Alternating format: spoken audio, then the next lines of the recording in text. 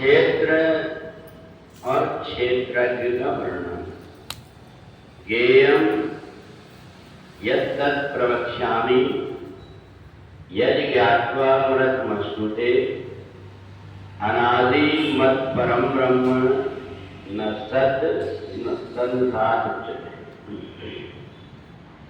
भगवान कहते हैं जो मनुष्य को जानने योग्य है उस ज्ञान को मैं कहूंगा जिसको जान करके व्यक्ति इस शरीर को पवित्र करके अंत में मेरे को ही प्राप्त कर लेता है।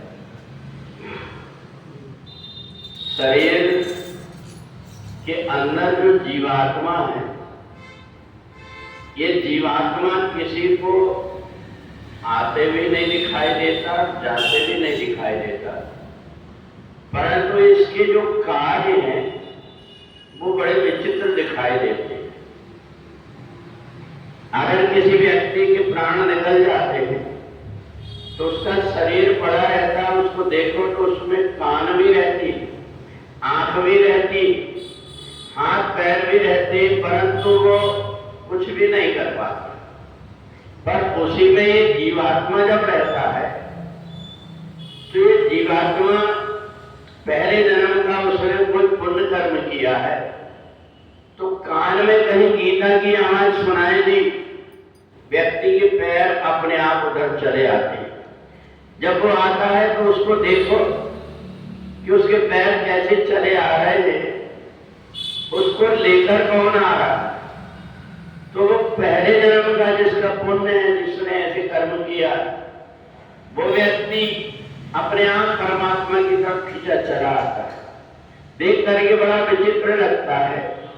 हर व्यक्ति को गौर से देखो कि वो जब चल रहा है, कोई चले नहीं बिन मोटर के, कोई नंगे पैरों भाग रहा, कोई लुटा रहा धन माल मुक्त, कोई भीख किसी से मांग रहा।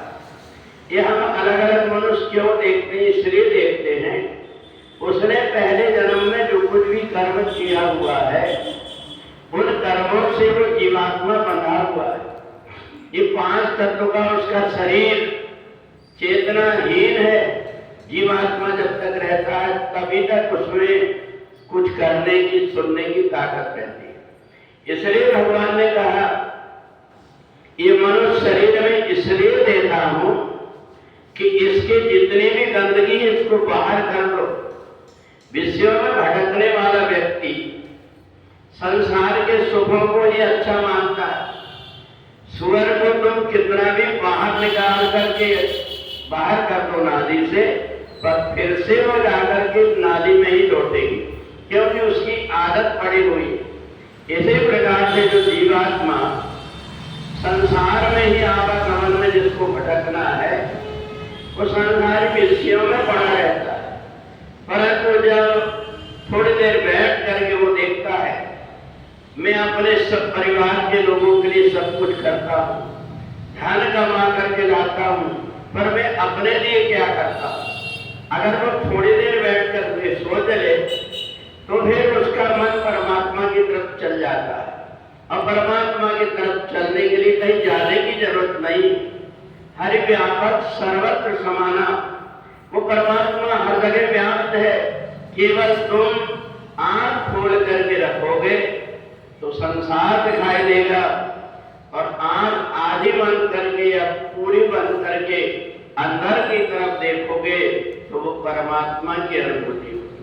और इसलिए भगवान ये कहते हैं ये क्षेत्र और क्षेत्र है एक खेत शरीर और क्षेत्र है जीवात्मा। इस जीवात्मा को तुम संभाल करके रख लो। तुम्हारी ये इतनी महंगी कीमती पूंजी है। जहां जहां भी ये जीवात्मा जाएगा एक जन्म के संस्कार दूसरी जन्म में ले जाता है। जिस प्रकार से बगीचा कहीं भी लगा हुआ हो, हवा से सुगंध उड़ करके दूर तक चली जाती है।